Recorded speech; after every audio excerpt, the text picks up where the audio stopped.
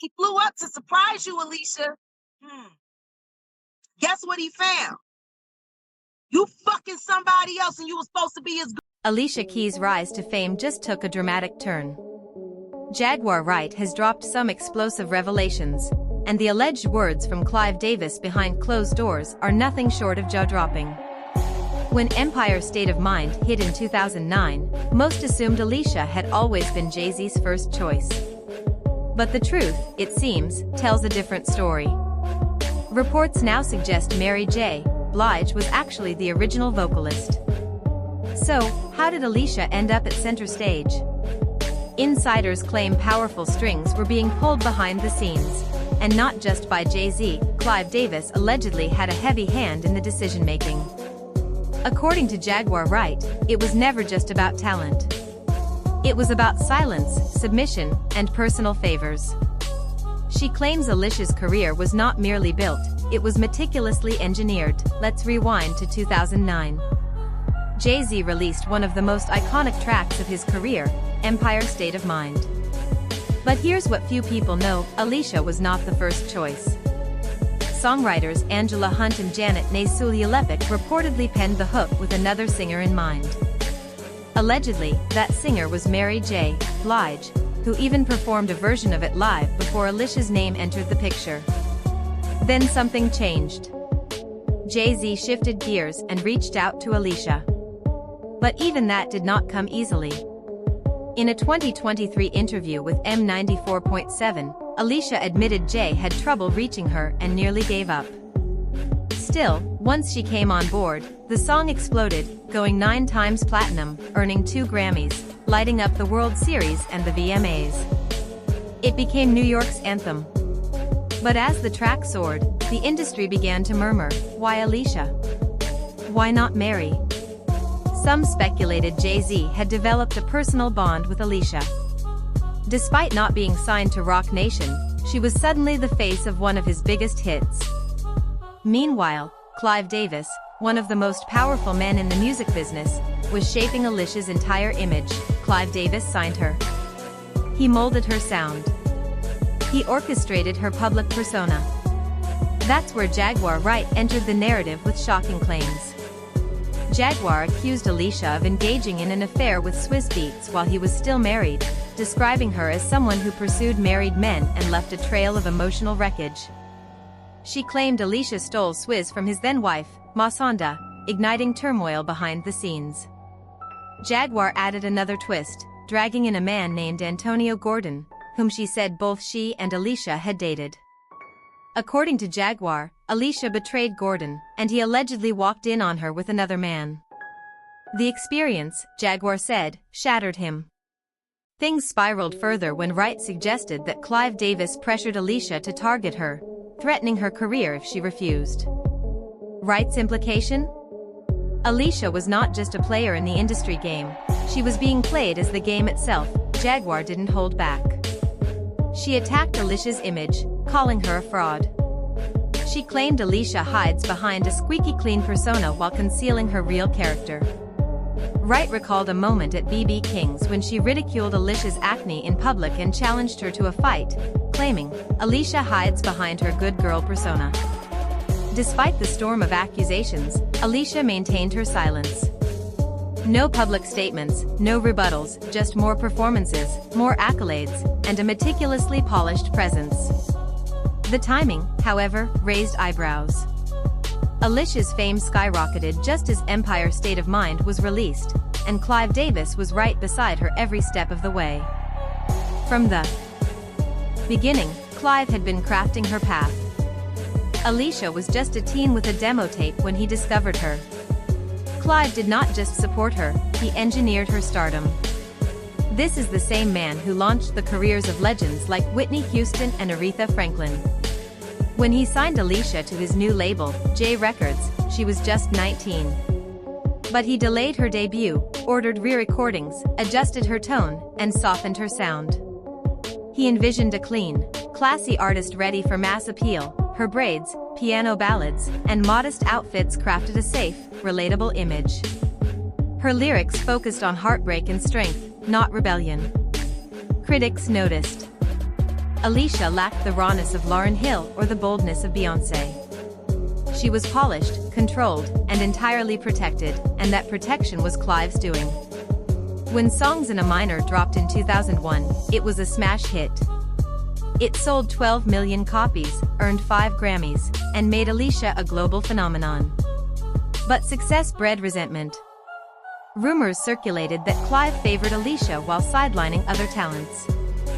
Jaguar later alleged that Clive weaponized Alicia's success, promoting her at the expense of others. His handling of her debut resembled a political campaign: no scandals, no controversy, just talent and a spotless record. Alicia avoided drama and remained silent amid whispers and rumors. She never weighed in on industry politics, feuds, or controversial topics. Some believe that silence was intentional, a strategy molded by Clive. Alicia did not have to fight for a seat at the table. It was offered to her. Even when linked to Jay-Z or drawn into Clive's behind-the-scenes power plays, she never spoke. In an industry saturated with noise, her silence became her loudest message. By her mid-20s, Alicia was omnipresent, on Grammy stages, magazine covers, and global platforms. And Clive Davis was still by her side. To some, it symbolized loyalty. To others, control. As Jaguar Wright now questions Clive's influence and Alicia's autonomy, fans are asking, was Alicia ever really in control of her own career, or did she simply master the art of surviving by letting powerful men lead the way? By the time Alicia became involved with Swizz Beatz, her image was cemented as the industry's golden child. But when news surfaced that she had started seeing him while he was still married, the cracks began to show. Let's look at the timeline. Swizz married Mashonda in 2004. They had a son in 2006. But by 2008, he had fathered a daughter with another woman, Jonna Sebastian, all before his divorce from Mashonda was finalized. Alicia's involvement reportedly began in late 2008. Swizz claimed he and Mashonda were separated, but the legal documents told a different story. When Alicia and Swizz's photos surfaced online, Mashonda snapped. In September 2009, she penned an open letter aimed squarely at Alicia. She tagged her by name and held nothing back. One line froze the internet: "You know what you did. You know the role you played. You know how you contributed to the end of my marriage." The statement rocked the industry. It was the first time someone publicly confronted Alicia, with receipts. And still, Alicia said nothing. No press release, no interview, no social media rebuttal. The internet debated endlessly. Some labeled her a homewrecker. Others claimed Mashonda's marriage was already deteriorating.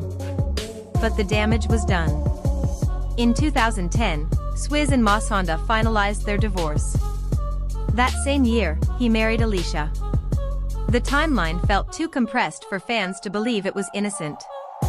Later that year, Alicia gave birth to their son, Egypt. For years after that, they welcomed their second child, Genesis. On the surface, it looked like a picture-perfect life. But behind the scenes, the affair rumors never quite disappeared. Even years later, Mashonda stood by her version of events. In her memoir and interviews, she claimed Alicia was involved before the separation, directly contributing to the marriage's collapse.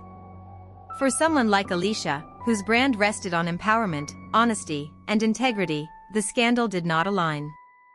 And her continued silence only amplified the backlash. She had never been associated with drama, until now, when the silence itself felt like a carefully constructed wall. By 2020, the situation appeared resolved. Alicia, Swizz, and Mashonda began appearing in blended family photos, co-parenting, and even praising one another in public. But the internet did not forget the original narrative. It left fans wondering, if Alicia stayed silent through all that, what else has she been silent about? In 2016, Alicia turned heads again, but this time, it was not about music. She attended the BET Awards with absolutely no makeup. No foundation, no mascara, no lipstick, nothing. The move shocked the beauty industry. Within hours, Photos of her bare face went viral. Social media lit up. Some praised her courage, calling her a trailblazer challenging beauty norms. Others were skeptical, wondering whether this was a genuine act or a PR stunt. Alicia cleared the air with a powerful essay on Lena Dunham's Lenny letter. She wrote about feeling tired of societal pressure, of constantly hiding, of being judged for her appearance. Her words were raw: "I don't want to cover up anymore. Not my face, not my mind, not my soul, not my thoughts." The essay exploded online. Media hailed her. Feminist groups applauded her stand. The hashtag #NoMakeup movement surged. Women around the world posted barefaced selfies in solidarity. Alicia was being celebrated, not for a hit song, but for being unapologetically real. She told interviewers she felt empowered, centered, and spiritually glowing. But then came the shift. Just months later, fans noticed Alicia at red carpet events and photo shoots looking subtly enhanced. Her face, though still natural-looking, now showed signs of foundation, bronzer, gloss, and maybe even contouring. The backlash was swift. People were not upset that she wore makeup, they were upset she had not been transparent. The no-makeup stance had felt like a manifesto. Now it felt like branding. Critics accused her of turning vulnerability into marketing. Beauty blogs questioned whether her natural look was ever fully authentic. Even The Voice viewers zoomed in on her on-screen appearance, catching glimpses of blush and tinted moisturizer. The movement that had felt revolutionary began to feel rehearsed. Alicia tried to course-correct in later interviews, saying she was never anti-makeup, just pro-choice. That she wanted women to feel empowered regardless of their beauty routine. But the tone had changed. Fans felt confused, even betrayed. They said she could have just admitted she changed her mind, instead of maintaining a facade. Then came a bigger issue: privilege. Alicia's makeup-free glow was not something everyone could achieve. She had a full team: top-tier dermatologists, personal chefs, skincare regimens, facials. Most women juggling bills, careers, and families could not afford to look flawless without makeup.